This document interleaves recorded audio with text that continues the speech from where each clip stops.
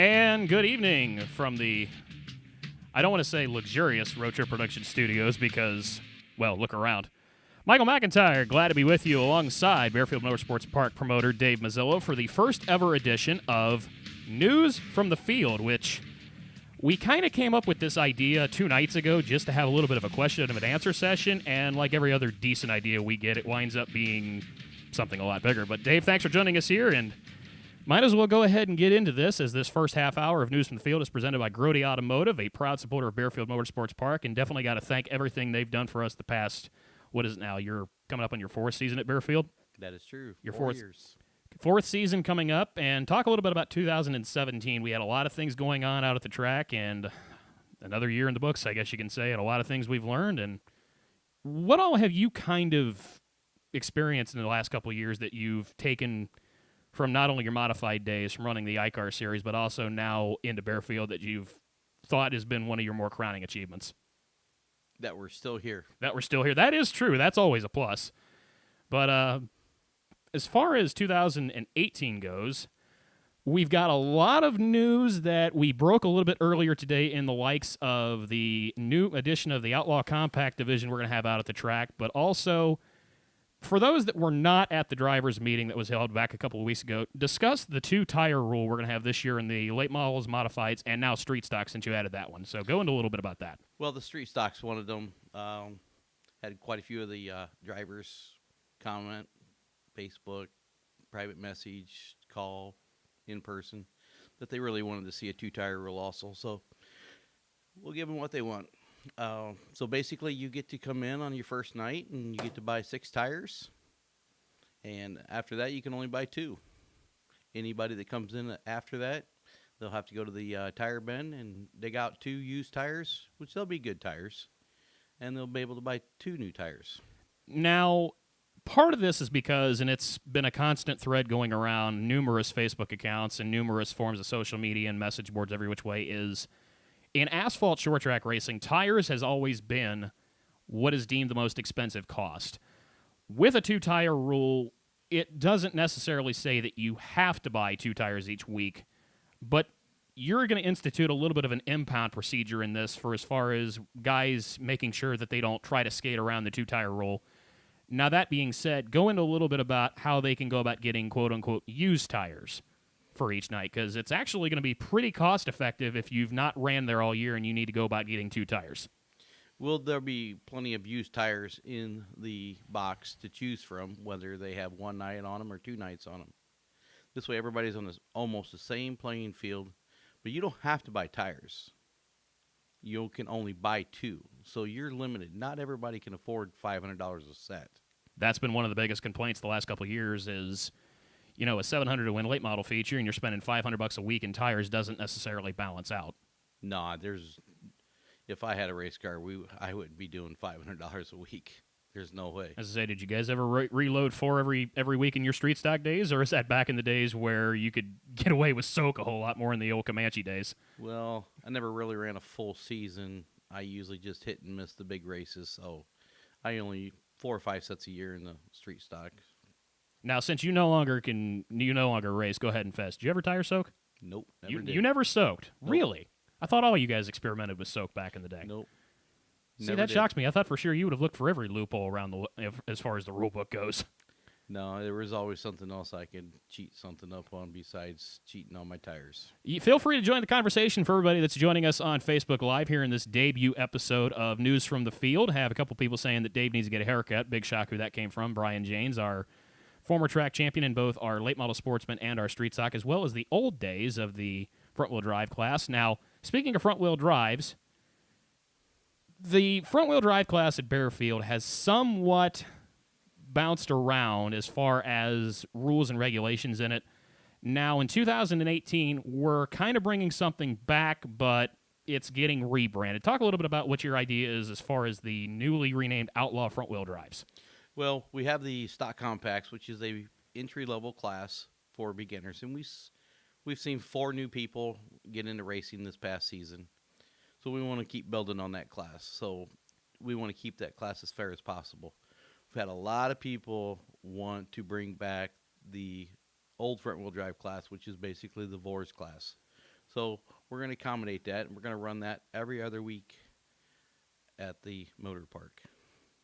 Now, but as far as the outlaw class goes, what kind of rules are we looking? Are we just looking, completely run what you brung, or what kind of framework are you looking at this? You discussed a little bit. It's going to be similar to the Vors Compact Touring Series rules and the Midwest Compact Touring Series rules.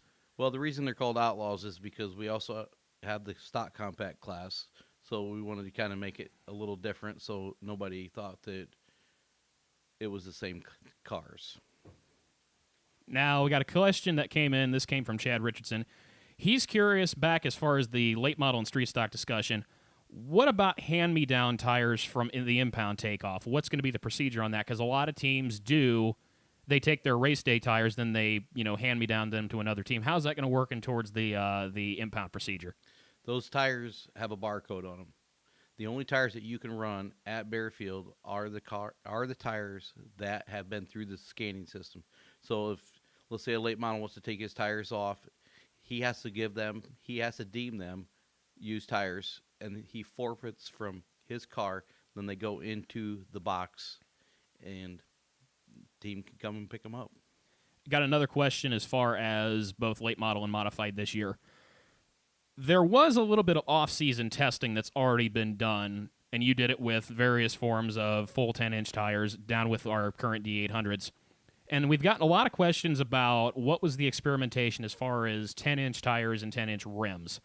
How did the tire test go, and what do you see as, why stay on the current setup with the D800s with the 8-inch rims rather than take them to a 10-inch rim? That you discussed that a little bit. Putting that D800 on a 10-inch wheel was able to flatten that tire out so it ran 100% on the track instead of a crown. That means the tire ran cooler. If the tire runs cooler, the tire will last longer. That was the main thing.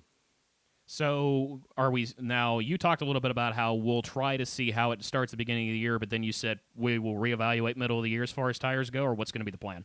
Yeah, I mean, if guys who keep having problems with can't get the tire wear that they want, then we're going to have to look at a different option. Let's go to the chat and see what else we got going on. This is a compliment coming from Christina Berry. Dave and Joe, you're doing a fantastic job at the track with track safety and the track safety crew. Good, fair drivers, no complaints from any fans. And I knew this one was going to come sooner or later. This one comes from one of our loyal compact competitors, Sean Poffenberger. Outlaw compacts on the half mile, yes please, exclamation point. I'm going to defer that to you because you're the one that says where they race. I'm sure Sean's mouth is hanging open when I say no. And right now, everybody in the country just went, oh, that's not fair. But either way, there will be the return to the Vors Compact Touring Series at Barefield in 2018. Just not sure of the date yet, but that will indeed be on the half mile. This one comes from Jake Brummett. How about opening up the camber rule in stock compacts? We kind of kept the rules relatively the same as far as from 2017 to 2018 in that. What's your take on that? Staying the same. I didn't see any problem, and I think it's a good rule to stay with. Let's see, what else do we got as far as a lot of things going on? We did see a little bit of... There were a couple minor rule changes in the then late model sportsman, now newly renamed late model class, back to kind of what the class used to be here. Talk a little bit about what we're trying to do as far as trying to get some guys to come back out besides the tire rule in the late model class. Well, if you looked at last year's rules, you needed a calculator, a floor jack, and 4 jack stands to be able to tech a car. I was going to suggest that my degree up there still wouldn't even make it qualify from tech as far as what was needed, as far as figuring out who needed to weigh what. I mean, the add-ons, the subtractions, I mean, it's a cut and dry. It's really easy now. And talk about what you're trying to do to get some of the... For those of you that don't remember, in the olden days of the Barefield late model class, back about 2006, 2005, it was very similar. In fact, it's what CRA used to kind of build its late model sportsman class, and it was a lot of the stock clip style late model cars. A lot of those have kind of been retired to mothballs back in the garage. What's going to be what's the incentive to try to get those guys to come back out and race now? You've given it a pretty hefty weight deduction to come back out. Well, as everybody knows, there's not a lot of people building new cars. So we need to start utilizing what we have sitting in the garage and where people's not racing at all the time. So we have to do something because we need cars. Those guys want to race. We're going to give them the opportunity to race. Now, a lot of people are going to already ask this question as well. Opening day 2018, and what's the schedule going to look like this year? I know we're going to actually look at racing deeper into the season this year instead of stopping at Labor Day. The opening day is April 7th.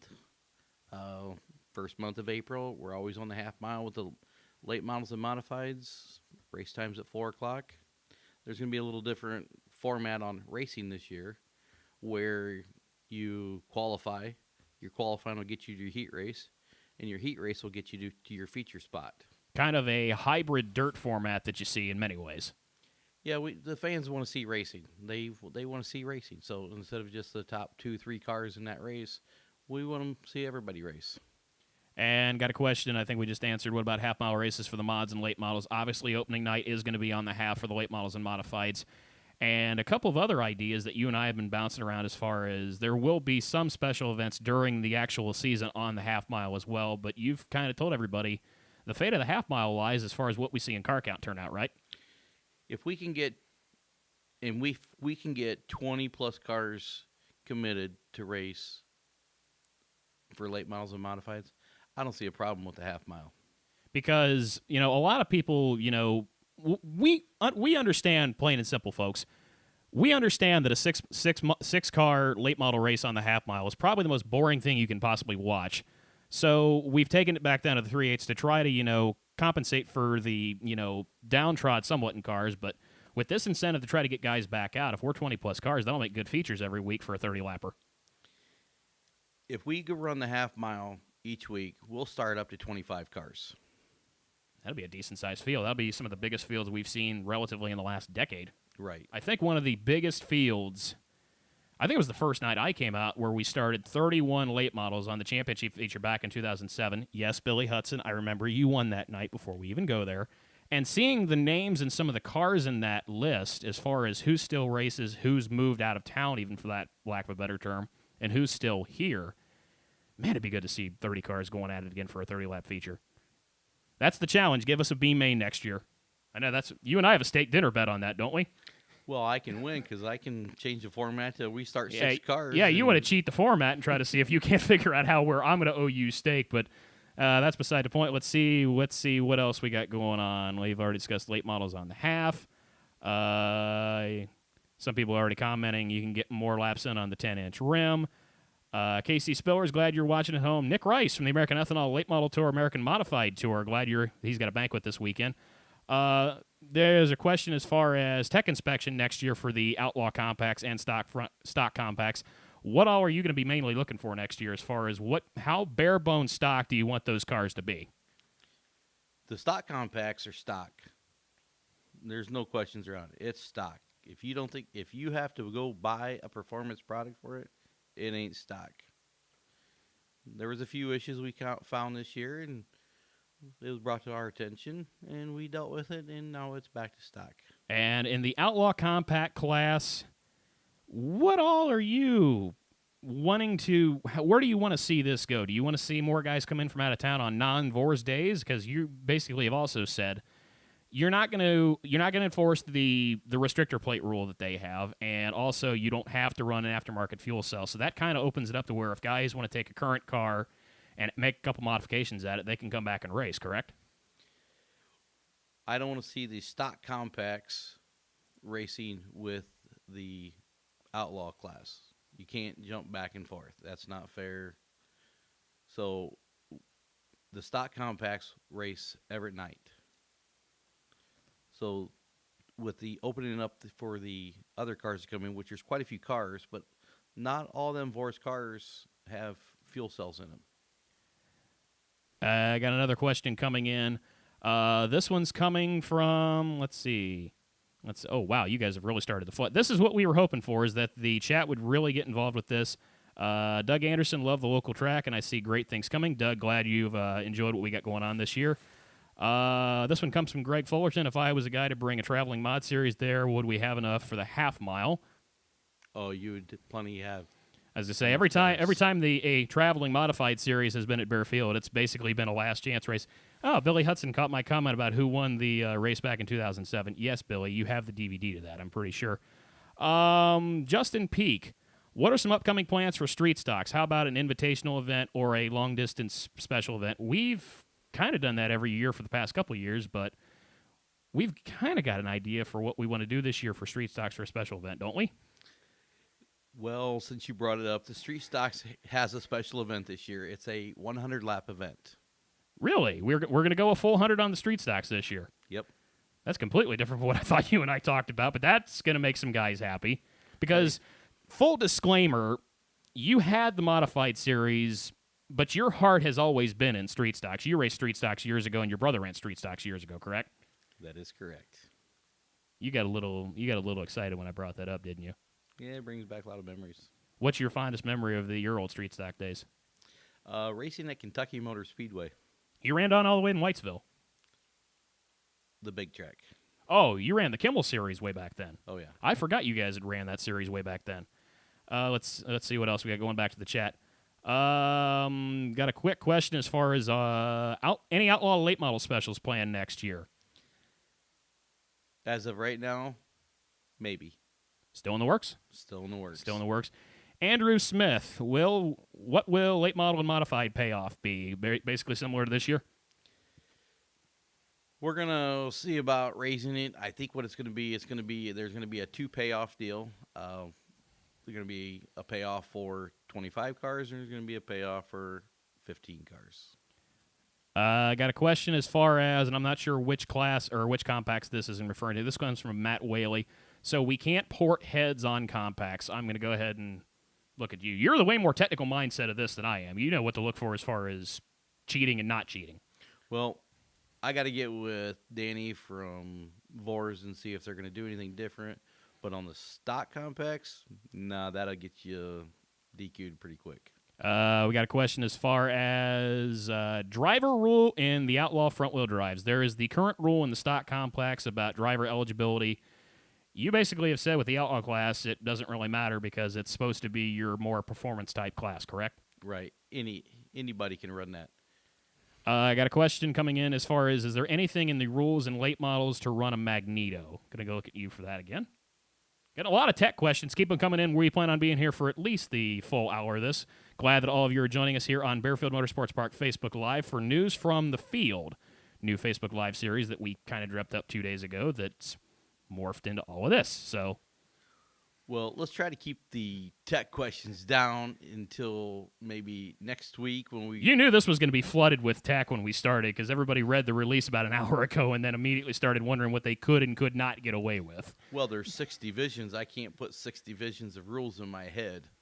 You're not that skilled. I thought you could memorize the tech book, keep track of ticket sales, keep track of sponsors, keep track of race results, and everything else in the world. You're not that multitasked?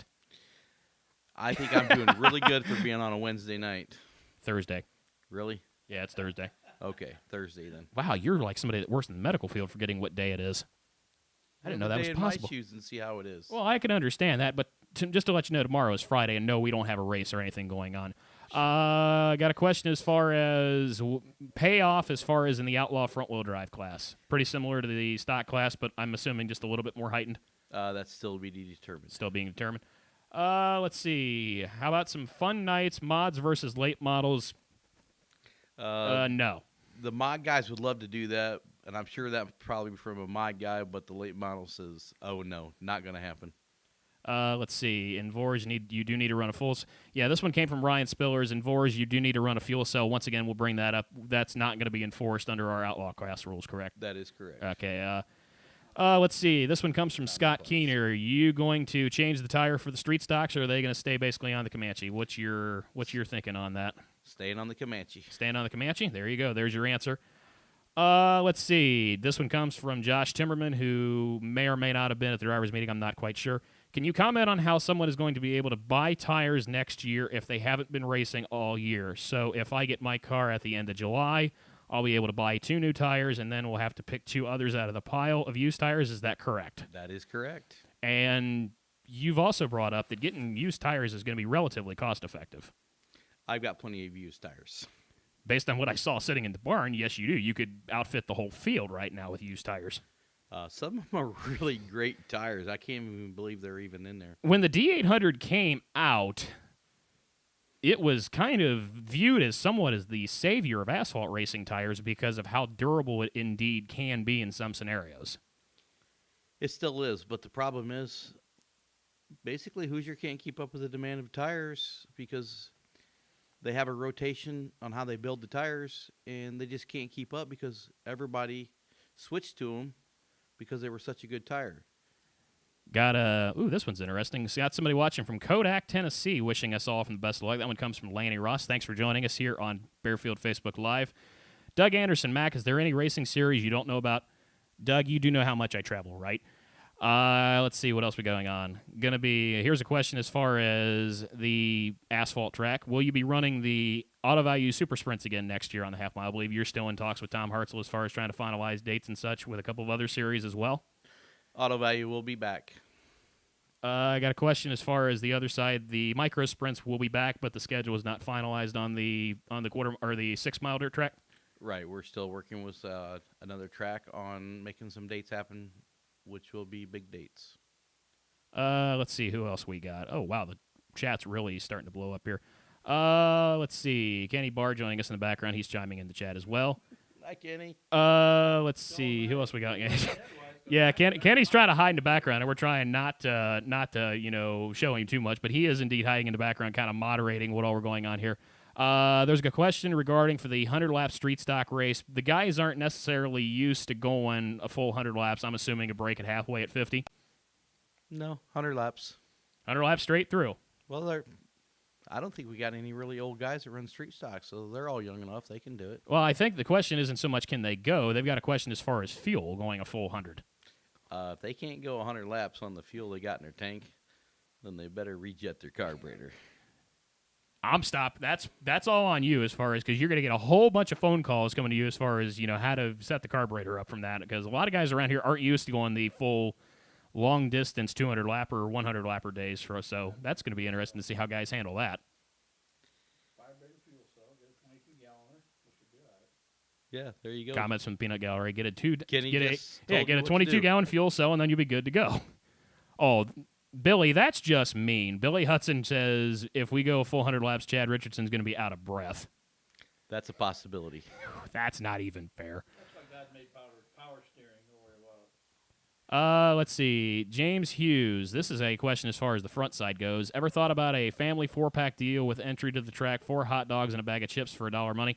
When it comes to the front side, we got a couple of things we're experimenting with that we're trying to see if it will work out, but we're, got a lot of other things going on. So there will be more news coming as far as the front side goes in the coming weeks, correct? Correct. I've been working really hard on trying to get a new menu put together for the motor park. Now, I'm going to go ahead and just ask the question, can we keep the Penguin Point chicken? That was kind of really good. It was really good. Yeah. That was a mid-season change we were definitely excited about is when we started getting this Penguin Point chicken out there. So that's been a definite big thing that we've been excited about out at Barefield. Keep the comments coming here on Barefield Motorsports Park. News from the field. This half hour is presented by Grody Automotive, a proud supporter of Barefield Motorsports Park. And don't forget to visit the Wings Etc. location in Waynedale, just 5 minutes north of Barefield Motorsports Park on race nights or throughout the racing season. Definitely one of the best menus you'll find as far as a post-race food destination. I know I stop in there at least once a week, and I know you'll go in there sooner or later. No, you stop there plenty already as it is. We just got to figure out when you and I are going to go there together. About 90% of the time I stop in there to eat. Scott Coe and his family is always in there eating. You time that perfectly, don't you? But he's never picked the bill up. I was going to say, do you make Scott pay, or are you nice and pick up the tab yourself? Yeah, I got to See, pay. Kenny laughed when I said that, so... Of course, this is the person that, gladly wants you to buy steak every time we go to Takaoka downtown, too. We, first of all, don't go, Mike. I've never been in there with you, and I won't go in there with you because I like to talk, and you don't give anybody a chance to talk. Sure I do. I let Dave talk plenty today. You're the one that chose to sit in the background today. You said, here's my chair, hotshot. That's where I am. Well, yeah, that's true. Let's see. Got a whole lot of more comments coming in. Let's see. Got a great time racing there. Would love to run the half mile on street stocks. That comes from Jimmy Kirby, a regular down at the Anderson Speedway, as well as the CRA Street Stock Series. Tire rule question as far as the 100-lap street stock race, and somebody also wants to know, what about a 100-lapper for the late models? Go ahead. This is a request. Just you keep on talking. when we come to the special races like that, it will be you can buy 4 tires. It'll be a 4-tire race if that's what you want. You don't have to buy tires, but the option for that special race, along when a traveling series as CRA comes in, you can buy 4 tires because that's what their tire rule is. This one came in. How about running events live on television? You want me to handle this, or do you want to explain it? We can't afford television. Little bit of background note as far as how the industry has changed. If you grew up with the early ESPN days of Saturday Night Thunder and Thursday Night Thunder, and even the later years with TNN as far as the ASA shows and the ARCA shows, back then the television networks provided the time slot, but it was up to the series and the tracks to provide the content. In the modern era, the time slots from the networks has to be bought by the series or the series or the tracks itself. And regardless of where you look at, that's a kind of a really high price that, to be honest, the money that could be bought for live television could go in a lot better places.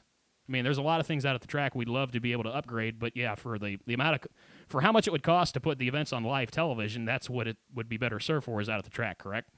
If we had that kind of money to do live television or even put it on television, we would just give that back to the racers in the form of a better purse. And for those of you that are wanting to know the number on it, for a 1-hour tape-delayed television show on a particular network that shows a lot of racing, the number is about $10,000 an hour, $5,000 for a half hour. Yes, I know those numbers are true. I've worked for them before. Let's go back to the chat room and see what else we got going on. Let's see. That was a great idea, live TV. Yeah, guys, I understand you guys want to race on live television, but trust us, that number is not cheap. This one comes from Michael Rose. Best racetrack burgers around. You cooking, or is that a compliment to Jody and the crew? That'd be Jody and crew. They are good.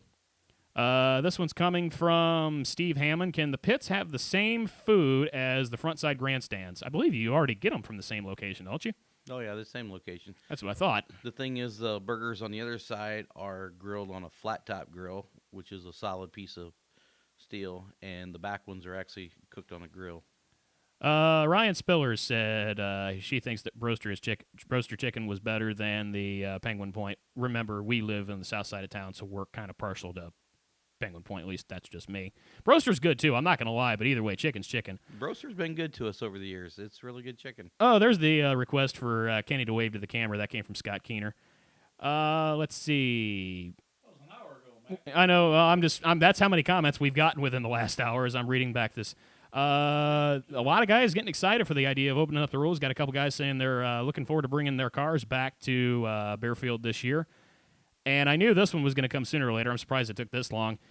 You've got your request for the street stocks to go on the half mile again. Regular street stocks. And I'm going to defer to you, and you can explain what all the reasoning is on why that's really not feasible. Much better racing on the 3/8. Less expensive. Less expensive? Less fuel.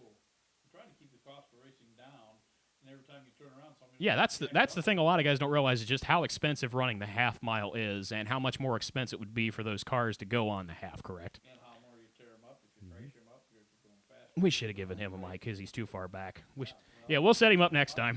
Lots of reasons why. You're trying to get Kenny now in this too? You can echo me, Dave.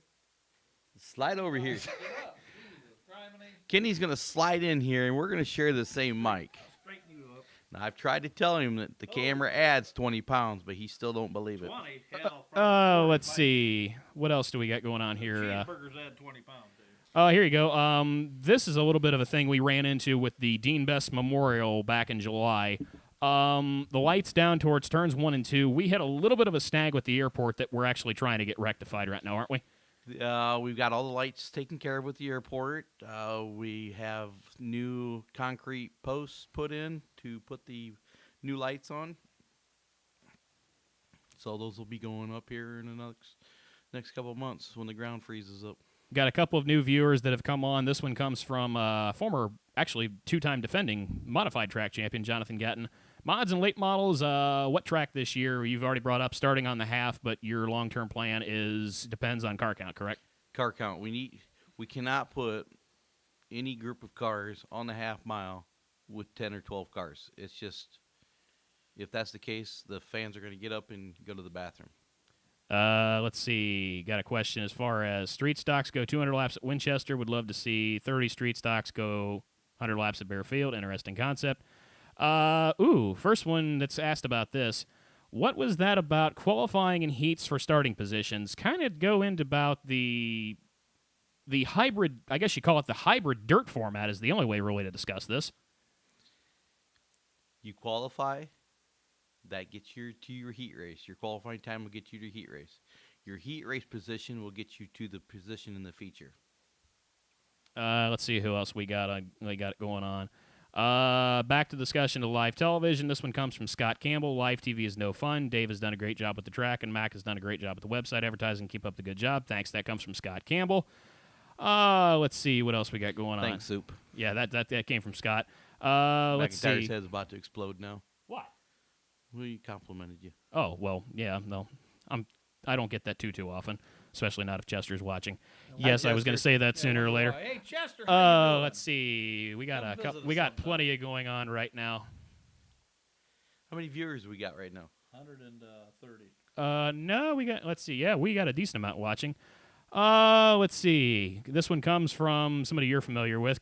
James Keller asked, can we open up the rules on mini stocks, more parts, 2-inch carb spacer, Esslinger intakes, etc.? Every cost-effective move you try to institute, everybody immediately tries to figure out how they can spend more money. No, the rules are staying the same for the mini stocks. Anything in the works as far as getting pit road fixed? That was a big talk as far as last year for guys The answer bottoming is oil yes. pans out. Pit road will be fixed. Answer is yes. No details. The answer is yes. Yes. You heard Kenny. Kenny must know something that everybody else doesn't know, but yeah, we know that pit road was an issue a lot during last year, and it will be fixed this year. I like the heat race position in terms of the feature. Let's see. Somebody else asked, what about group qualifying? No group qualifying. Okay, that's that. That'll make a lot of people happy, and yet other guys don't really mind it. What if there's more than 2 heats in any class? Same thing, it's just modifying the format as far as where you get seated, correct? That is correct. Okay, let's see what else we got.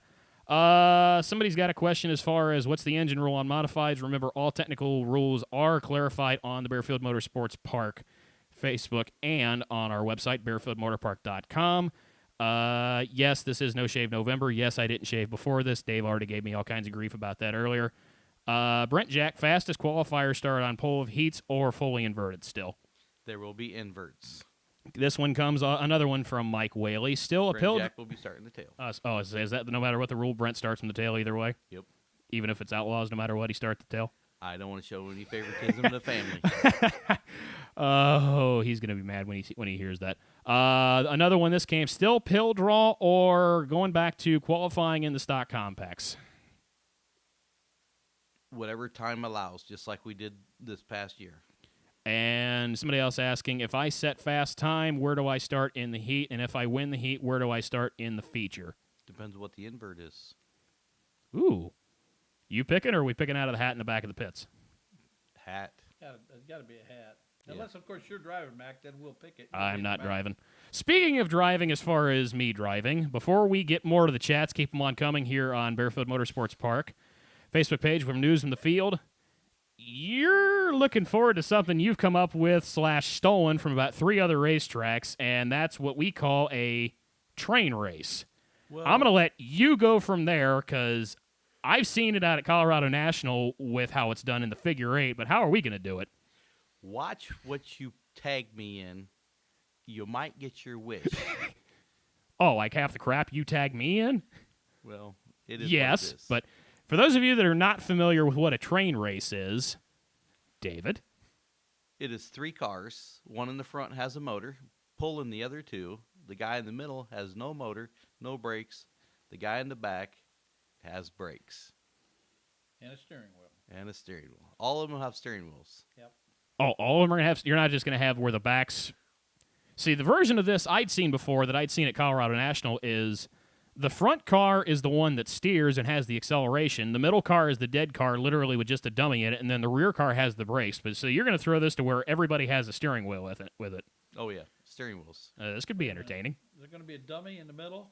Yeah, I guess that's where I'll be sitting, won't it be? No Yeah, I kidding. knew exactly where you were going with that. Was that you'd bring have it me up sitting like at that. it. Now, you played track whip as a kid, didn't you? Probably last week, since you're still a kid. Shh. He's 29. We're gonna Don't put give you away in the- my we're age gonna yet. I put wasn't you in supposed to the be back out there. car and just see how many sets of underwear you go through in one night.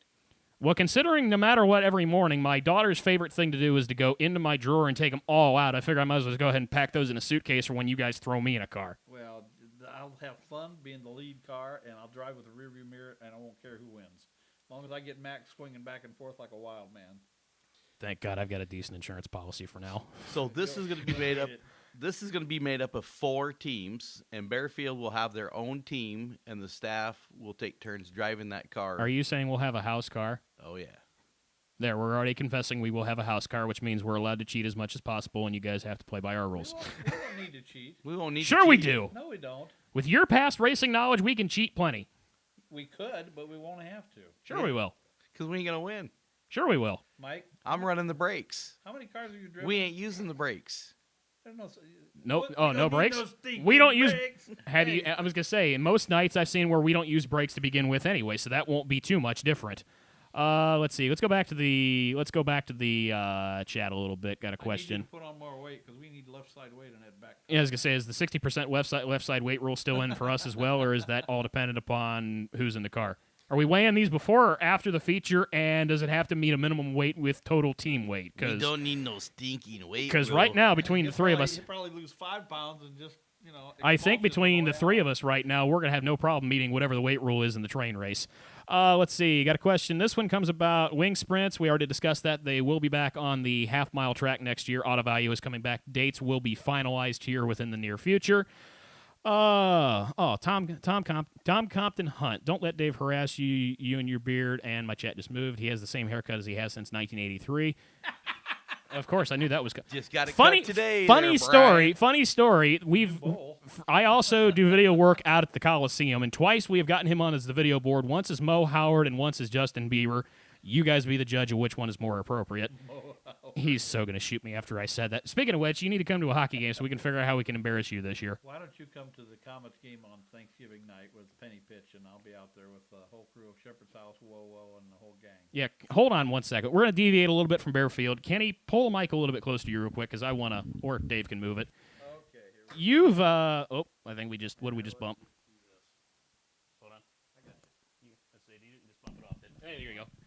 Real quick, Kenny Baer, you're really involved with the Shepherd's House here in Fort Wayne, and you guys have been lucky enough to be named this year as WoWo's Penny Pitch recipient, my former employer, and that's got to be a big shot in the arm for what you guys got going on right now. Well, absolutely. We want to be independently financed from the federal government. When we speak to various entities around town, whether it's churches or people who come to ask us to go talk to them, one of the things I ask them is, how many of you would like to run a business and have Big Brother telling you how to do it all the time? You really don't. So if you can get independently financed away from the federal government, you can do things a lot better for homeless veterans and various other people that need your help. And Penny Pitch is going to go a long way to helping us do that. It takes about $500,000 to run the Shepherd's House a year. And whatever Penny Pitch comes up with is going to be a big, big boost. We're financed till September 31st of 2018, and then it's kind of up in the air. So we'll see how it all washes out, but it's really cool that Penny Pitch has stepped up. It kind of solidified it. It lets you know that the community really believes in what you're doing. And that's really a kind of a cool thing. And you'll see the Shepherd's House vans bounce around the racetrack all the time. I'll sometimes load up some kids and roll them through the pits and give them a pit tour back there. And feel free to stop and talk to me anytime about anything with Shepherd's House. We have a blast doing it. And we bring the guys out once a year. Dave does a nice job. He buys them tickets. We load them up with concessions. We actually rent a excursion straightaway bus, bring them out in style, unload them right there at the front gate, and treat them a great night of racing. And for this being one of the bigger charitable seasons with Penny Pitch, considering what they've raised the last couple of years in the likes of Ronald McDonald's House, Turnstone, Kate's Card at Lutheran Hospital, and a couple of other ones, the sky's the limit for what you guys will raise this year, especially because there's the big thing right now where everybody understands that the vets need our help, and anything is always appreciated. Well, we're going to be thankful for whatever we get. I mean, we got a couple that drive in from Convoy, Ohio, that are 80-plus years old, and quite frankly, we love them to death, but they shouldn't be on the road. I mean, they're old enough where they shouldn't be driving, and they bring one bag of groceries every month. And they just apologize like mad that that's all they can afford. But, you know, we absolutely love seeing them there, and we give them hugs and thank them a lot and make sure they're safe and they got enough gas to get home. And the Widow's Mite story comes to mind. And whatever anybody can afford, we're very happy to take it. And I guarantee you that it goes toward the vets. We have an 8%, well, maybe even 7% administrative rate. Everything else goes toward veterans' needs, whether we're paying the rent, the height, the heat, the light. I just saw the cable bill. The guys have cable. We got a lobby for MAV TV, by the way, at the Fort Wayne Cable. Oh. Yeah. Oh, yeah. I'm trying to make race fans out of them, and I can't get them to watch television much over there. That'll convince them. Well, hey, yeah. Well, I say I'll give you my Lucas Oil Racing TV subscription if that doesn't necessarily get it, and then they can pull it up on demand whenever they want. Well, it's 15 TVs, so I don't know what it'll cost you, but it'd probably be Hold kind on, of let me expensive. see, 15. But anyway, we're carry the quite 4. thankful. Yeah, get your calculator out. But we're quite thankful. Yeah, it's about like that trying to whole figure thing, out the so. weight rules for the old late model sportsman rules. Well, that's cured. We got rid of that. Yeah, that's 3 true. rules. Let's go ahead and we're going to deviate back to what we got going on. Go back to the real show. Yeah, we're going to go back to the real show now that we've given you your selfless Thank you PSA for your and that. time there. Yeah, I figured with as good of a charity as that is, it's deeply appreciated what all you guys get going over at the Shepherd's House. Remember, Whoa Penny Pitch coming up in December. Anything goes out that can help. Make sure you tell them where you heard about where they could donate right here on Bearfield Motorsports Park and News from the Field. Going back out here, and this is coming up from a couple of different people, and they're asking about, more cars, more payout, and explain a little bit about the schematics of just because there's more in the back gate doesn't necessarily mean that there's more in the front gate to justify it, but it's plain and simple. I mean, to raise payoff, we got to have more fans come through the front side, so guys got to do more and more to get their friends and family out to come out and get them to watch, correct? Correct. The racers need to start working on getting themselves fan clubs. They need to start promoting themselves also. The racetrack tries to promote as much as possible, but I've heard in the past that, well, you're promoting this driver, but you're not promoting me. It's like, so I can't promote 60 to 100 guys each week. Plain and simple. However, I'd like to kick in on that one too, because Blake Sebring has been really, really good to us this year. He's going to make it there, the big boy? I don't know. If you need to cough, I do have a mute switch that you can use, by the way. Yeah, he don't know where it's This at. is freeform, so, I mean, either way, we can do whatever we want. It's not like we're doing this like professionals like we did a couple years ago. But, Kenny, I'll go ahead and say what you were saying. Blake Sebring, the sports writer for the News Sentinel, was really, really kind to us this year and wrote, 5 or 6 different articles. And one of the things Blake wanted to do is expand but expand outward other than racing. So they want somebody with a background that's done something different other than racing, although racing is the main cog in the article. So that's how we kind of picked who we picked this year. Joan Kubenberger, who's out there faithfully every week, I did not know his history between the 122nd Airborne. I did not know about Sam Tully and Sam's history. I do not know about Sam now, and I will not give Sam any more lip at all whatsoever, because I know the toys he has. And I was going to say, I've seen the Tolly basement, for the lack of a better term. Oh, yeah. He's got better toys than I got, so that's all I'm going to say there. Well, and they finalize things quickly. So That's true. but those things some are of great. those things can't be talked about, guys. Well, we could shoot a tire out or something. If Yeah, we need from to, 2 miles away. Well, yeah, it's one of the new tech rules. If we think you're cheating, we're just going to shoot the tire out at turn 2. What, are we going back to the Howard Bice days? Well, no, but there's a great Dave Sorg story that I can tell you from many years ago that he got shot at in Illinois. But that's how we based a lot of those stories on. So if somebody's saying, how come you're promoting this guy rather than that guy, come to me, talk to me, give me the elevator speech. Tell me why you would make a good article. And then they write the article, and then they keep track of how many hits and how many reads they have on it and stuff. So happy to talk to anybody. Doesn't matter what division. Doesn't matter if you're the points champion or just a guy that, like my dad was for years, just coming out and racing every week because you love the sport. So look me up. I'm on Facebook. You can PM me there or wherever you want to communicate with, and we'll talk a little bit. Got somebody suggesting we needed more Haas sprint shows in 2017, or 2018 rather. Guys, just to let you know, the Haas series went away after 2013 and does no longer exist. It was then morphed into what is now the Auto Value Super Sprints, just in case anybody had not been keeping track of that. Haas is no more. Oh, you probably knew this was coming. Mike Gerlach says train race, I'm in, as if we need to convince him at anything. Mike Gerlach, you have to get his own train. Mike will be in the middle car. Yeah, absolutely. Is that because you don't trust him driving or you don't trust him with the brakes? Yes. I kind of wondered how that was going to be. So, yes, Mike, we knew you were going to be in for that. Let's see. We got more coming in. Let's see what else we got going on.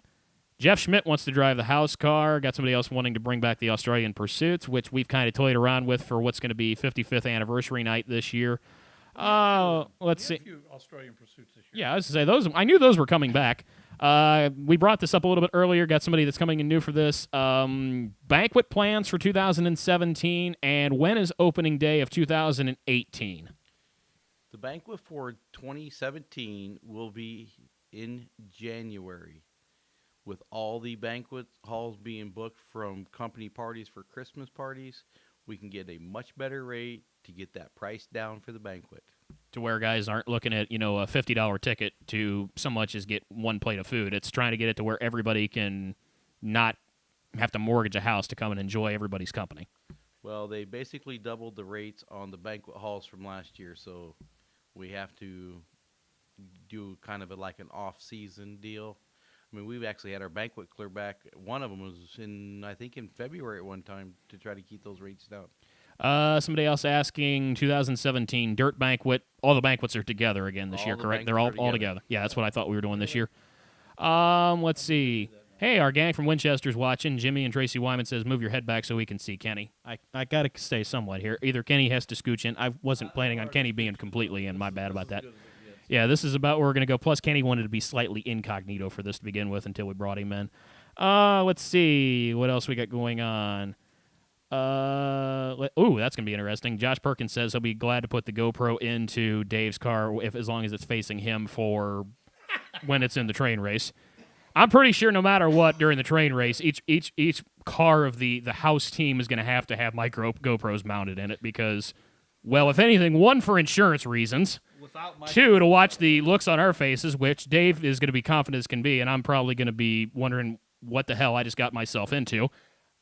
I can kind of give you an idea what it's going to look like right now. No What? microphones, by the way. From you or me? Yeah. Yes? No, I'm not that scared. Like I said, I got a decent insurance policy right now. I'm not going to be too scared about that. Question being brought up, just to let you guys know, and it's saying World of Outlaw sprints on the dirt track. Just to let you guys know, that show costs about $100,000. Let's see what else we got going on. Keep family friendly, please. That's what we've always emphasized to try to do. Is ticket prices next year going to stay relatively the same? Ticket price will stay the same, other than special events, which will be the normal 20, 10, and free, or whatever it's been in the years past. Somewhere in that neighborhood. That's what we thought. Well, sponsorship per show. First of all, I mean, if somebody shows up with $30,000 to put up the show, that might keep the prices down a little bit. Yeah, we're not going to turn down a $30,000 sponsorship. Nobody should. Well, there was an increase in the purses for some of the traveling series this year. They upped the rates a little bit, but we'll take care of it. We'll make it happen. Yeah, we are way behind on the chat just because of how many of you have felt the need to join in. Thanks for every one of you that have been joining us here on Barefield Motorsports Park in the first ever edition of News from the Field.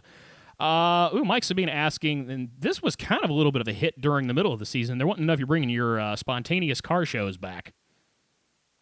Oh, I love those car shows. And that's kind of a throwback to what we used to do years ago in the days of the open trailer where guys would see the car and then follow it. That's kind of what you were aiming for, was to where driving down the road, people would see the cars on display and then want to know, where do those things play at every Saturday? We had a lot of people come in and look at the cars. I mean, I thought it worked out great. We're going to do some more of them. I like it, a 2-day notice. It mainly just kind of get the people thrown off where they're driving down the road and they pull in. I mean, there was a few times I thought there was going to be some accidents when people were cranking their heads around, trying to figure out what was going on. Horns were blowing, tires were screeching. This one coming. Longtime veteran Pink Panther Jasper Case saying, looking forward to opening night. Hope to see good car counts and good fan counts. We always do love seeing the Pink Panther come down and race here at Baer Field. Let's see. Got a question. This one coming saying, What about looking at Madhouse restarts on the weekly level? I know you did it with the Modified Series and you did it with the Outlaw Super Late shows. What about on the local level? What's your thinking on that other than... I'll go ahead. I've actually been thinking about doing the Madhouse restarts in all the divisions, but only for the first 3 restarts. And then after that, it'll be traditional double file. Correct. Okay, that's actually not a bad idea. I'm okay with that. Well, And if you've never seen what a Madhouse restart is, I'll go ahead and explain briefly what it is. First of all, I'm glad you're okay with it, Mac. We'll make sure we run everything filtered. I'm not saying that. I'm just saying, I can be somewhat, for lack of a better term, pissy on the internet. So I actually like Madhouse I concept. do too. Well, really do. The only time I was not in favor of it was the experiment that they did it in 2004 with ASA, and the first race at Lakeland, Florida, the first 100 laps of the race, there were 12 cautions. The fans can speak. They don't want to watch you guys do nothing but ride around behind the pace car. But overall, I've seen it work up here. Kenny's the voice for Winchester, so Kenny is going to explain to people how the Madhouse is because he explains it to the fans all the time. Well, the first thing I'll ask, do we get Buster back? Or did we kill Buster? I think Buster's still alive. I say I don't know if He's in Buster was still. rehab. I say I don't know if Buster was out in the tech barn or if we lost him from somebody going through it. Buster's still around. He's going to have to get a little bit of repair done to him. But the Madhouse restart's really kind of cool because obviously we got the guys single file. We make sure we've got everybody lined up in the correct position, and then we stick a large cone out in the middle of the racetrack. And as a driver, you can pick the lane. You can go on the outside or you can go on the inside. Now, the neat thing is maybe the first 5 guys will pick the outside, and the 6th guy goes, hey, looky here, and he can dive to the inside, and he can actually start on the inside of the front row on the restart. So a guy can really pick up some positions. And some nights the track is better on the outside. Some nights the track's better on the inside. Some guys have more confidence on the outside. Some guys have more confidence on the inside. So it really changes things up quite a bit and gives a guy who's struggling a little bit maybe a chance to sneak up there and hold off the hot dogs a little bit. So it's really, I love the concept. I really do. I talked about Delaware restarts a little bit, and then we kind of threw that idea out. I don't think Delaware's ever. I don't think Delaware's ever been tried on pavement. I know it's used it's on the East universally in Coast all the dirt. time. It's on the East Coast all the time. Oh, who's wanting to wave to you right now? Hi, Angie. Oh, Angie's waving. I Hi, kind of wondered it had to be somebody that you know. Real quick, I got 2 things for you, and you'll take this a feather in your cap. Josh thing don't go off. Timmerman wants to know how he can donate towards the Shepherd's House in Penny Pitch. I'll let you go ahead and explain that once again. And then somebody else saying that you and your wife are absolute saints for all you do for the veterans at the Shepherd's House. All of us at Tucker & Sons Construction sure appreciate your hard work and your dedication. So there's your pat on the back for the day. Well, thank you for the kind words. And the best way to donate to Penny Pitch is go to wowo.com and then find the Penny Pitch page. And you can do it through PayPal, or you can just mail them a check out on Maples Road and make sure you make it out to Penny Pitch. So either way, it works out pretty well. We'll get it some February or so. Matt Janes, this one is for you as far as the FM broadcast. Yes, the FM broadcast of the race will be back this year. We got the transmitter issues fixed, 88.5 on the FM dial out there, now that we figured out what the issues were as far as the transmitter. Brian James, the outside you're speaking of? No, that was Matt. Matt was asking.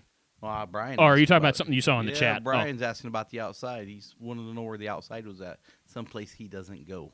Ooh, Yeah, wow. I said it. Yeah, you... Dave Mazzillo, ladies and gentlemen. Let's see. Brian's a landscaper. He likes to mow the grass down there, and that's fine. So pick the inside.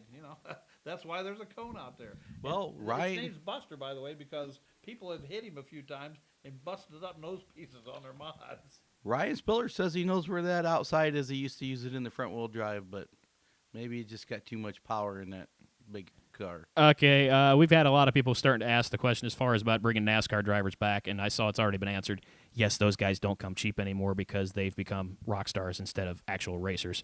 That's my one political comment I'm going to say for the day. For a change, I agree with Matt. Yeah, that's. I mean, for a minimum for one guy to show up now, you're looking at excess of $15,000, which we brought up earlier about the live television thing. If it's money that's going to be spent, that'd be better off being suited for guys that support us weekly rather than guys to come in one hit wonder and go away. If we had in the budget $15,000 to bring a NASCAR star in, I would take that $15,000 and make one big night for everybody out there that supports the track on a weekly basis and send some snot-nosed kid paying him $15,000 to come in and race. Pretty simple, wasn't it? I thought so. Well, I know where you're at. Yeah. There's no question there. Wow, the chat's still coming in. I know we're way behind on the chat. We got about 5 more minutes left. We're going to go and then we're going to go ahead and sign off for the night, or we may just keep it going. Really appreciate the comments, folks. Thanks for joining us once again on News from the Field. This segment of News from the Field being brought to you by Clot Synthetic Lubricants, the official lubricant of Barefield Motorsports Park. And we want to make sure that you guys also support Wings Etc. in Fort Wayne, especially the Waynedale location, the official post-race destination for Barefield Motorsports Park. Make sure you check them out on any Saturday night when you are leaving, and make sure you pick up our tab while we're there as well. Let's see what's going on. How about carts on the quarter mile? That's for insurance reasons. I don't think we can really get away with that. Let's see. Billy Epping says he ran double file restarts at Berlin, but loved the Madhouse when they got a chance to race side by side with back in the top speed days. Guys are really on board here with the Madhouse thing, so we'll wait and see how that goes.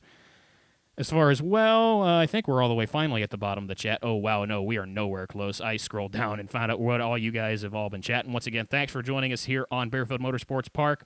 Tim Miller says he just loves the Madhouse restarts.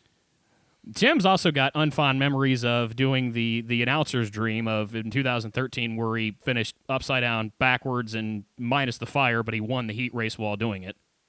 That's technically his claim to fame. Yes, Tim, I still have the video of that, and that's still one of my most viewed videos on my YouTube page, just to let you know. An extra $25 for that. Nah, and surprisingly, he told me they didn't really bend too much the race car up when they did that. So what? I'm not looking to repair his car. I'm just thankful he's putting on a show. Let's see what else we got going on. This is a question for the Outlaw front-wheel drive class. How about what's it going to be as far as the Hans and containment seat mandatory in Outlaw front-wheel drive, or what are you thinking as far as that goes? What the VAR's rules say. Okay, there's your answer.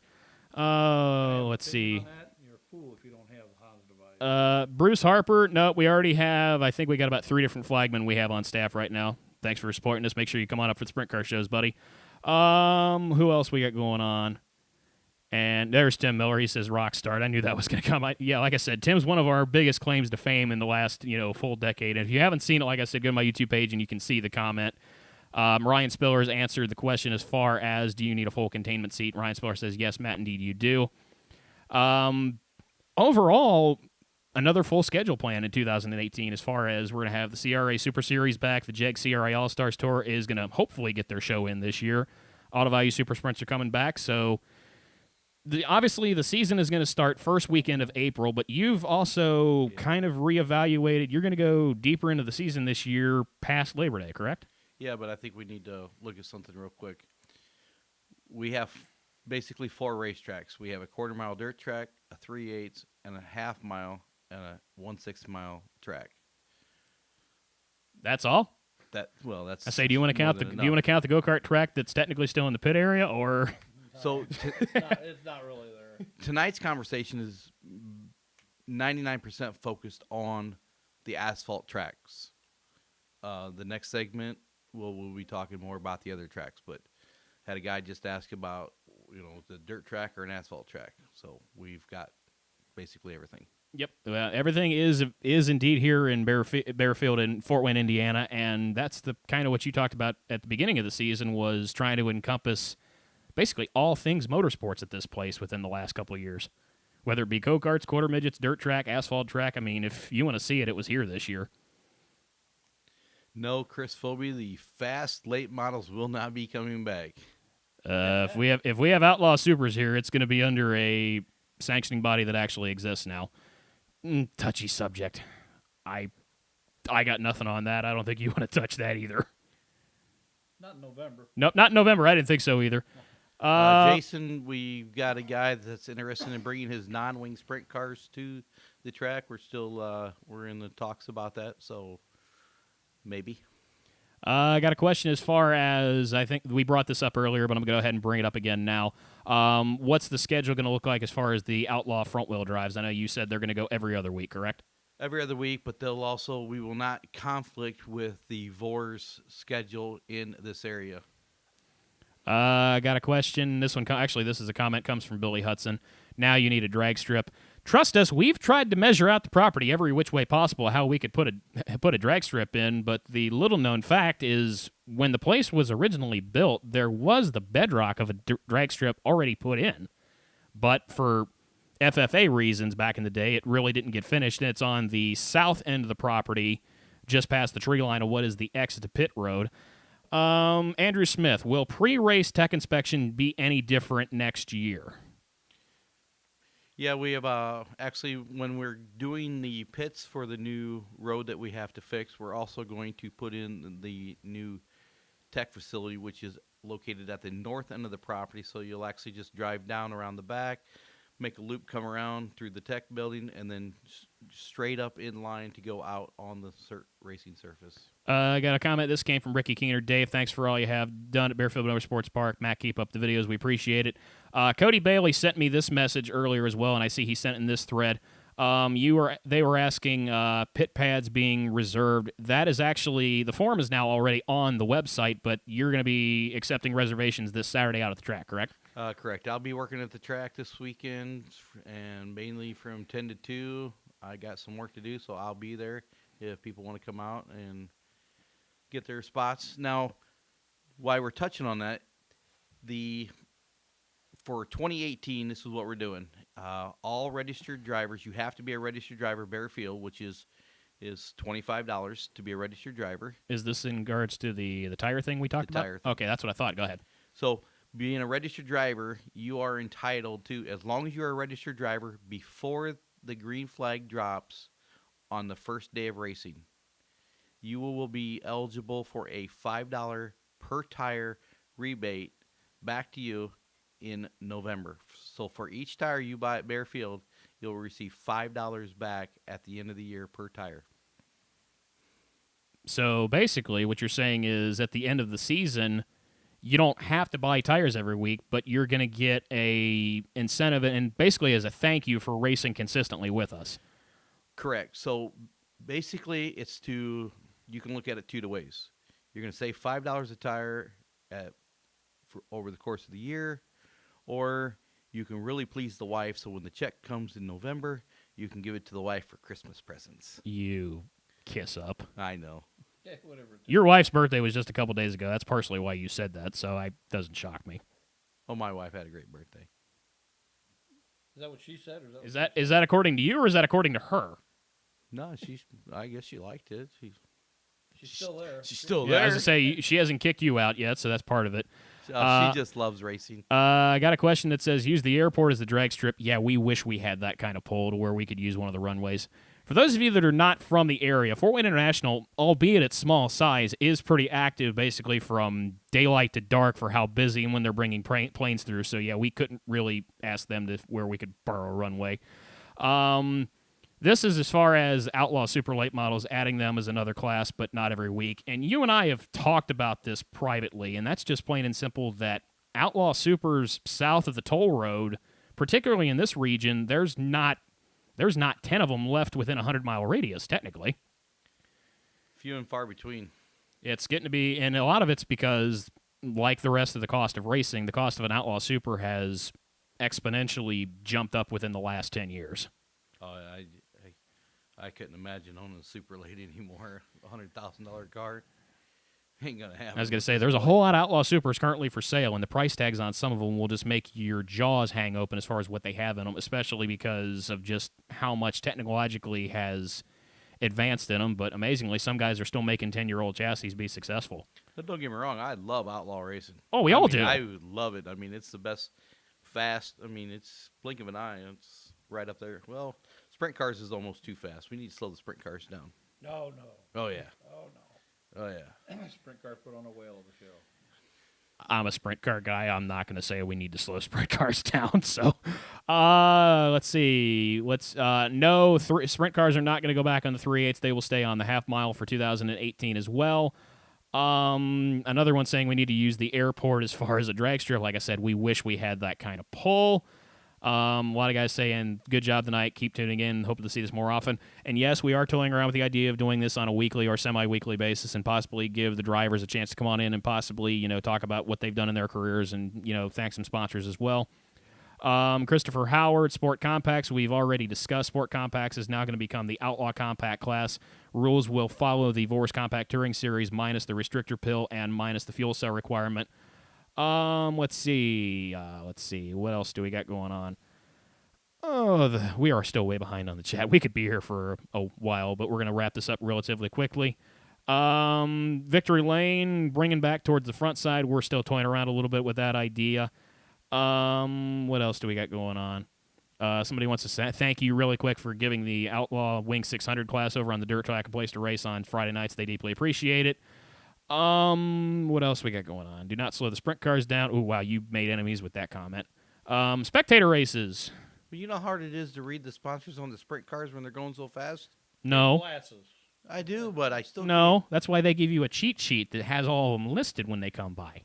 When I had my business going before I started doing any type of promoting, any type of racing, guys that come to me and they say, you want to sponsor my car? And it's like, well, how fast are you? Well, I'm really fast. I says, well, what point is that? I can't, if it's on a fast car, the fans can't read it. So I went on a slow car so fans can see what that says. Recapping, once again, we got another question asking about Outlaw front-wheel drive payoff, and as we brought up a little bit earlier in the show, full payoffs for all of the track divisions will be finalized here within the coming weeks. Outlaw front-wheel drive payoff will be similar to what the stock compacts and mini stocks have, somewhere in that range. Oh, let's see. Let's see if we're all the way down the list yet so far.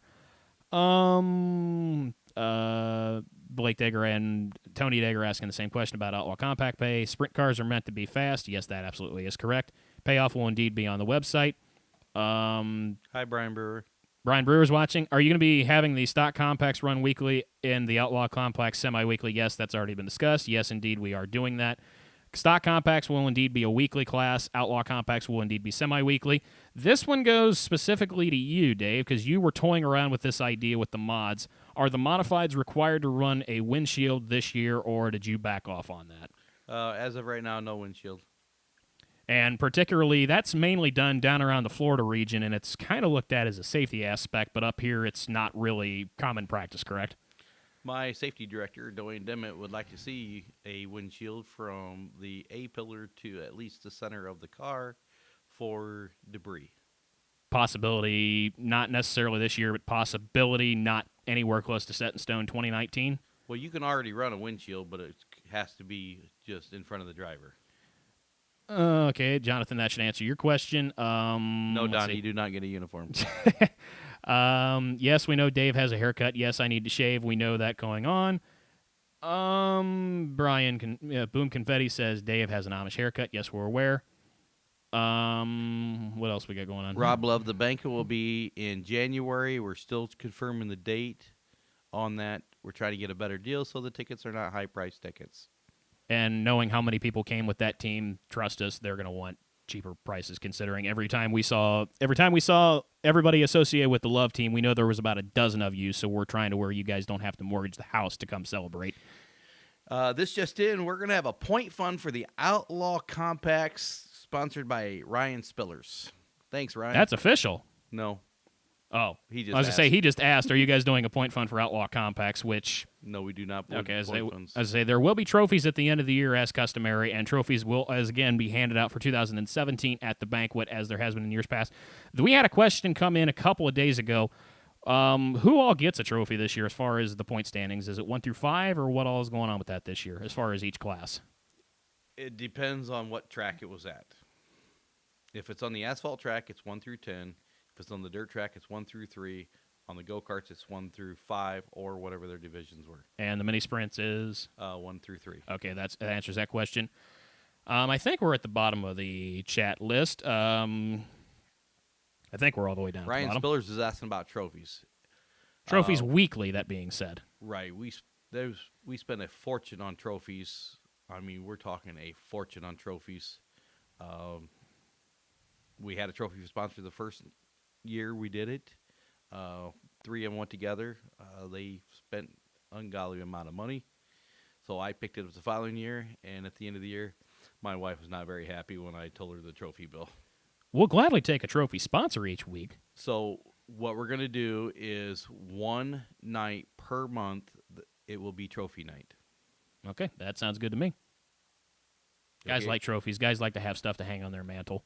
Now, we do have special trophies for special races this year, like like my go-karts. We do the Witch's Revenge steering wheel trophy and the Firecracker 400 steering wheel trophy.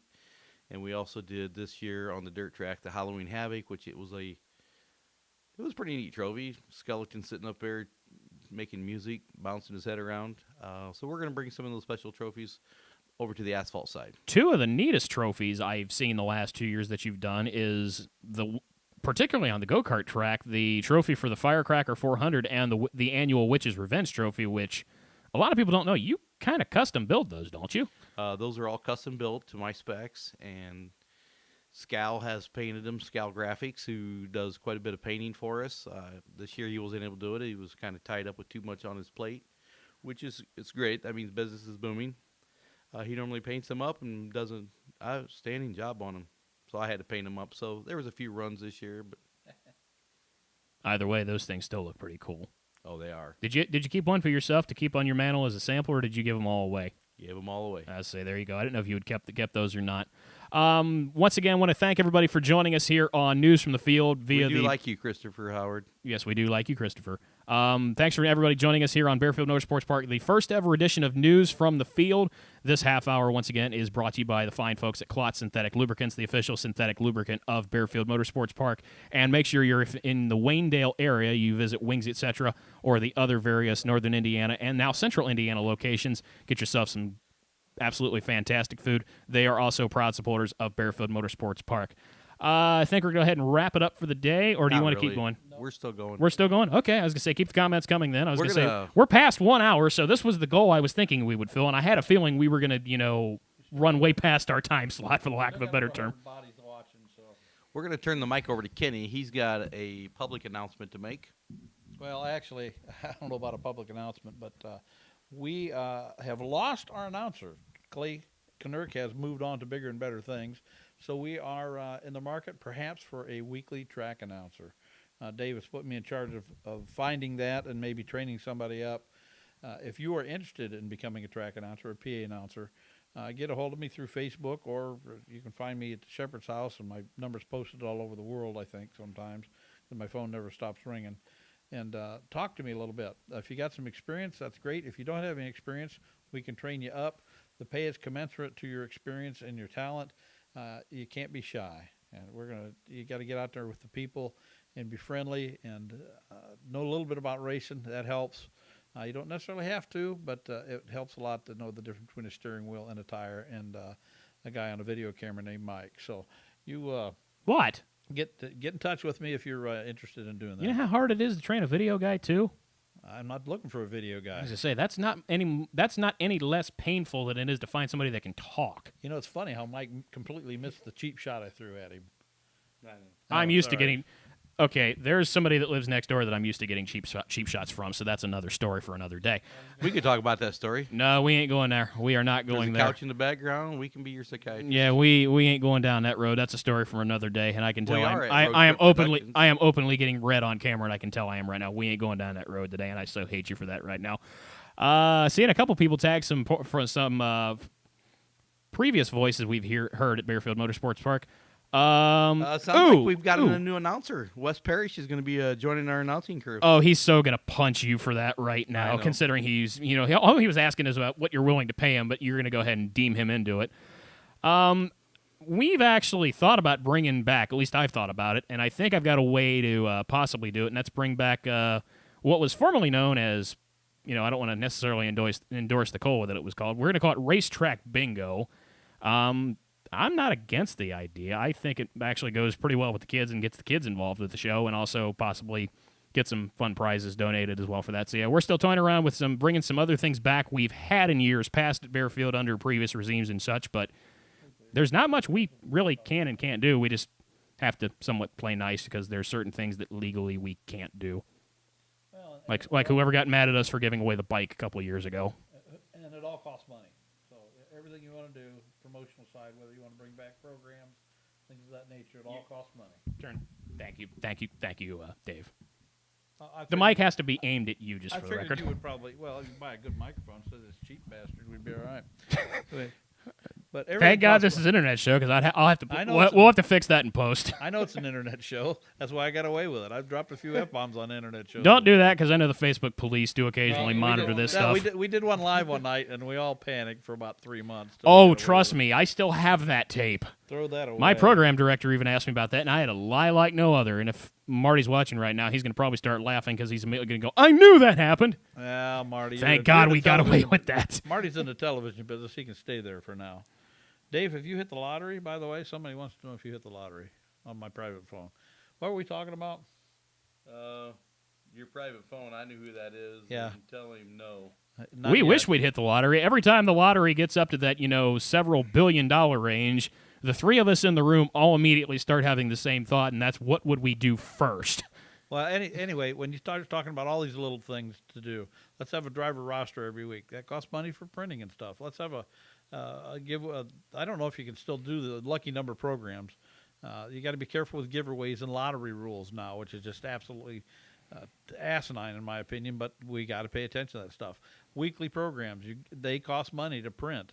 Those aren't cheap, and you want to, I'd like to do it like the old days where we have a different driver and a different bio on the cover every week, and inside have the point standings every week, along with the inside of having, a place where you can keep track of who's in the heat races and who won and who didn't win. So that all costs money, and if somebody wants to step up and want to be the print sponsor for Barefield Motorsports Park, get a hold of Dave, and he'd be glad to listen to you.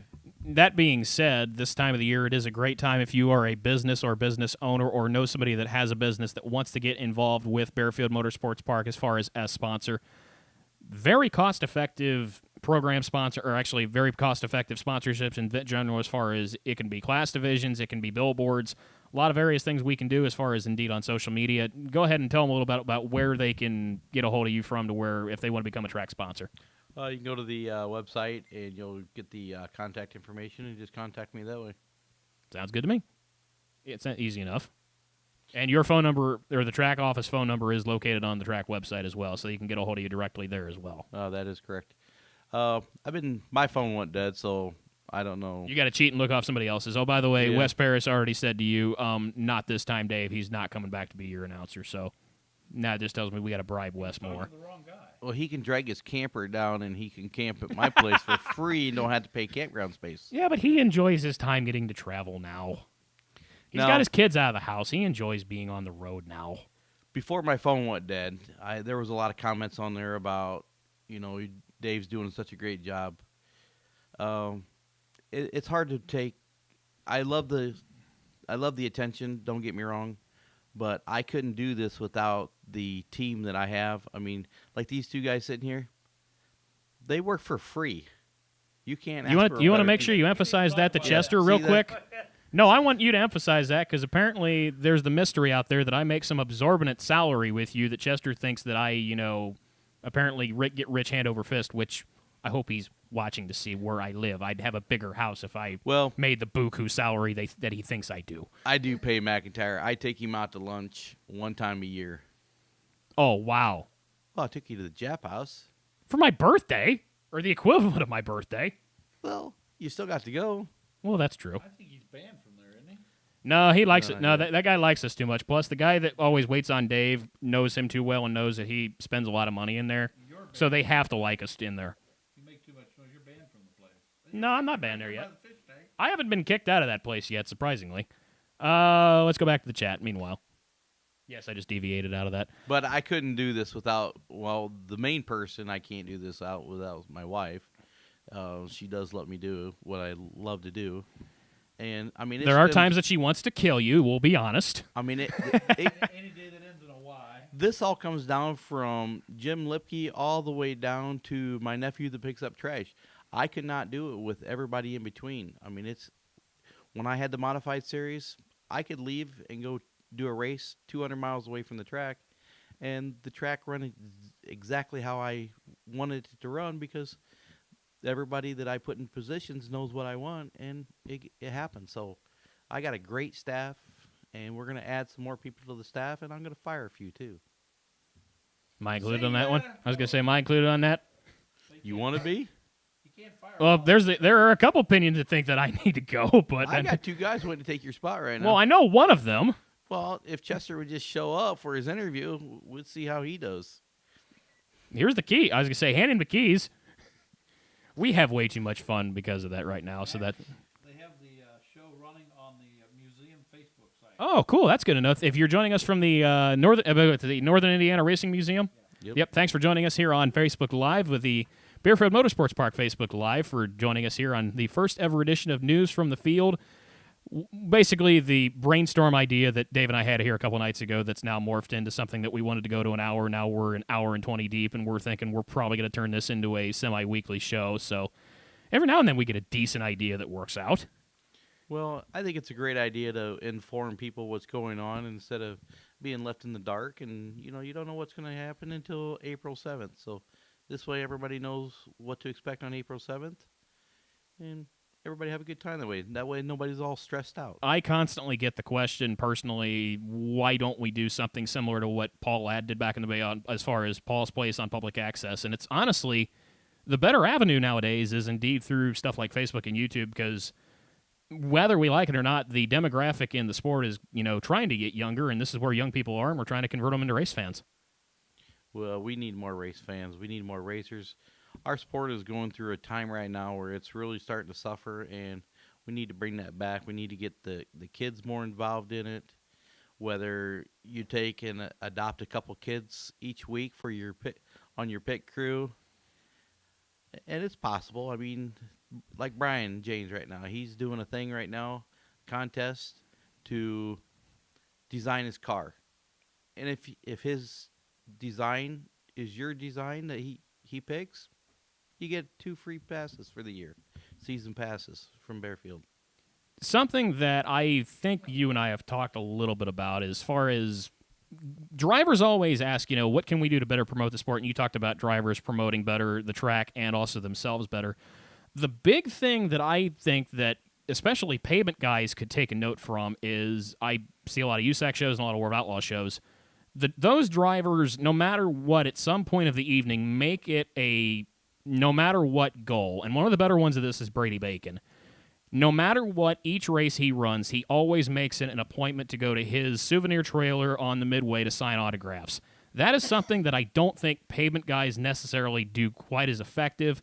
So basically what I'm saying is don't just wait till autograph night to come sign autographs. If you've got a little bit of a gap and your car's ready to go for your feature, come on over to the spectator side, sign some autographs for the fans, and maybe you can turn some younger kids into bigger fans of you. And who knows, if you got T-shirts for sale, you'll probably sell some more T-shirts out of the deal as well.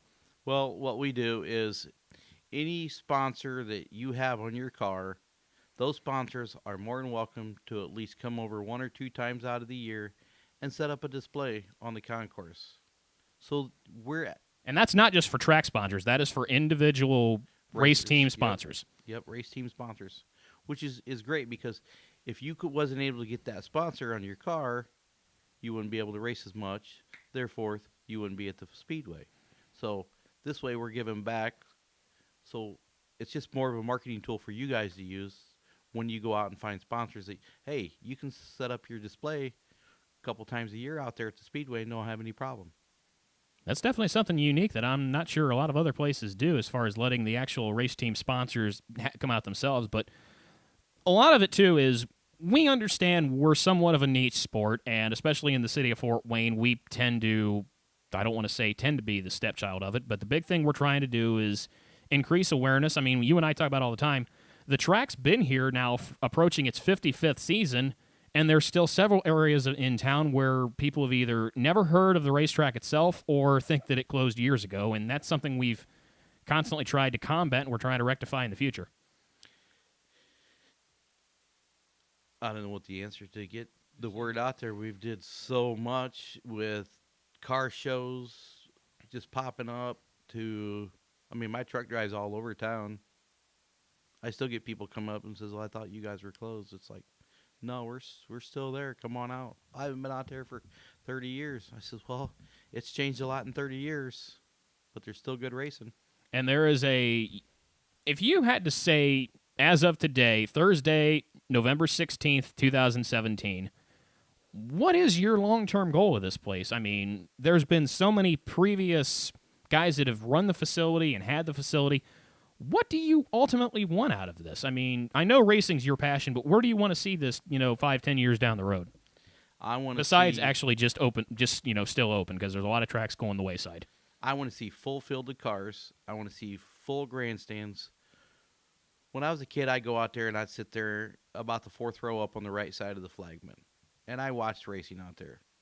Those are memories that nobody can ever take away. We're just not giving you entertainment for the night. We're giving you memories for the rest of your life. I know. I remember my first trip up here. I'm not necessarily a Fort Wayne native. I came here, I know you guys don't want to claim me anyway. I came here the fall of 2007, and yeah, I heard that. I hear Kenny chuckling in the background too. Yeah, I can see. I have really good peripheral vision, so I can tell when you guys, make a comment. I came in the fall of 2007, and I remember coming on that, that championship night of 2007. I saw the television ad mentioning that it was the last night of the season. I was bored out of my mind in my dorm room and saw that it had 7 features and sprint cars. So I was like, I'll go check the place out. It beats sitting inside. There's too much of the demo now that gets, comfortable with not wanting to leave the house. And that's the biggest thing that not only short track racing, but minor league sports in general is trying to do, is just to get people to come off the couch and come out and check it out, which start time wise, I know beginning of the year we start at 4 o'clock for the first part of the year, but you've kind of let the cat out of the bag a little bit. You're thinking moving the start times up in the summer months too, instead of coming off the 7 o'clock starts. What's your plans there? I think we're going to start at 6 o'clock. The gates won't open until I think 2:30 is what we've been talking about. Pit gates probably at 2:30.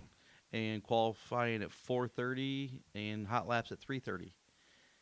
Now let's go back to this live thing. We're utilizing live Facebook Live right now to get our message out. Or Bookface Live, as Irish Saunders likes to call it. I had to say hi to Irish at some point during the day. I can't help it.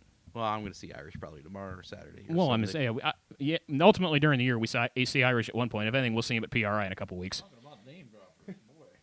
We like people. I know Irish. I know Irish's boss too. Well, yeah. Yeah. Anyway, continue. But when there's a lot of tracks I go to that they have a disclaimer saying no Facebook Live and please. The thing is, I want you to live Facebook it, but I only want you to live Facebook it for a minute, maybe a minute and a half. That way those people out there can see what they're missing, so they'll come out and watch for themselves. But the problem is when people at other racetracks, I watch it, but I don't watch the whole thing. When you live Facebook the whole thing, it just gives a person at home chance to just sit there. And the problem is everybody's just going to sit at home and watch it live Facebook, and then therefore we don't have any crowd. We just won't be able to function, and that's the problem. People just ain't going to come because, why? I can watch it at home, but we just want people to see what they're missing. I know I'm one of the proponents that's not 100% on board of showing it, and that's particularly the reason why is too many people show the whole race. The big thing is, if you're in the crowd, I can still hear you two whispering. If you're in the crowd, you paid to see the show. The race fans and the racers help pay to, get the guys coming back week after week. Giving away the show for free to somebody that's sitting at home doesn't necessarily help. The big thing that we're trying to do is if you want to tease it, but don't give away the whole thing for free, because ticket sales help generate, future income to do further projects that you ultimately want to do out there. Oh, there's so much projects. Ticket booth, concession stand, repaving of the pits, repaving or actually pit slabs. There's just so much to do, and it takes, just like when there's a rule change, just like when James wanted to bring in the S-cylinder intakes. Well, that's going to cost money. We got to generate that money somewhere. Same thing with us. When we want to do something, we got to generate the money to make the improvements happen. We don't function like the government that spends on a deficit that the three of us in the room could retire forever off of our current ages now. We actually, make the money, then spend it, rather than spend it now and then freak out later. Well, now that it's Thursday now. You did that twice. You sure you don't need a calendar in front of you? Well, the thing is, I'm thinking, okay, if I win that Powerball, I can do this, this, and this. But then it's like, damn, I forgot to buy another ticket. And then you forgot that, the drawing already happened or of that nature, Well, too. I was hoping to stop and get my ticket tonight, but that ain't going to happen since it's Thursday. Oops. They sell them on Thursday. Not for a Wednesday night drawing. for tonight. Saturday. Well, I guess it's last night's drawing.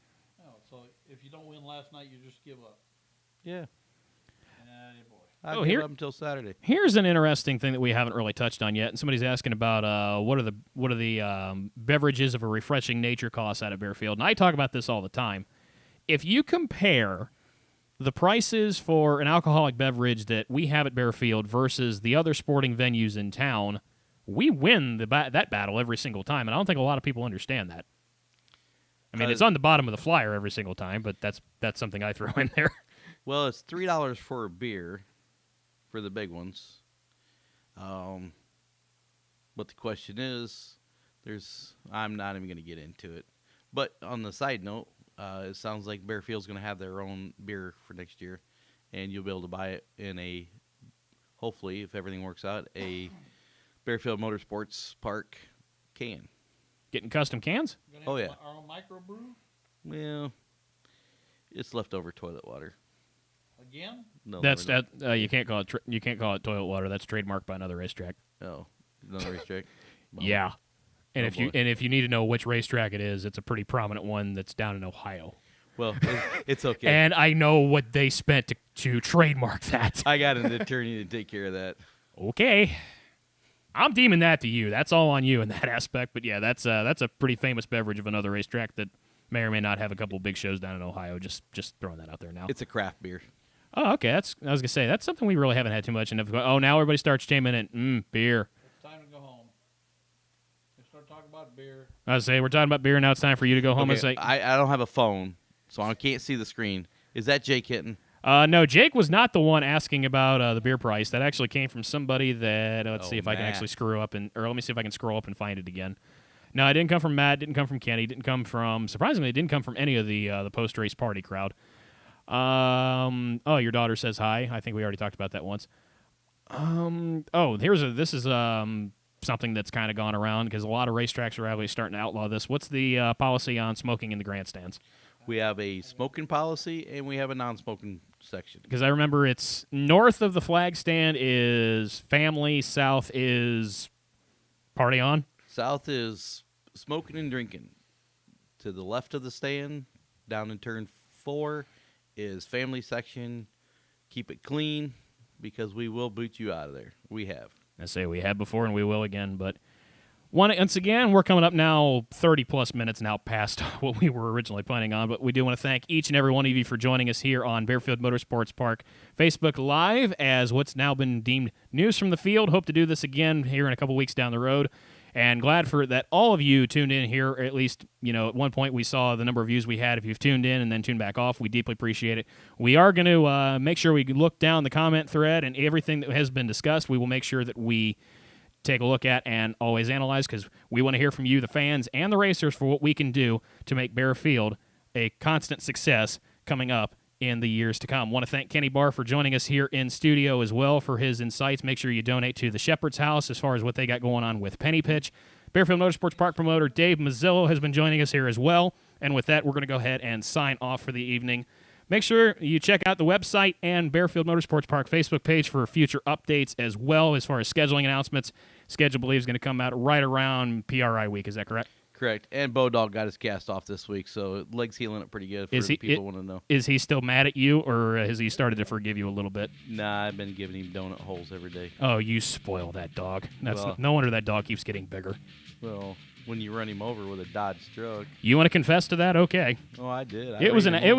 We will admit it was a pure accident, but yeah, Bodog is doing well, and Bodog, I think, has kind of become the unofficial mascot for Bearfield, especially coming up in the years to come. Thanks, everybody, for joining us. That's Kenny. That's Dave. I'm Michael McIntyre. Racer Max says we'll see you next time. Thanks for joining us here on Bearfield Motorsports Park News from the Field.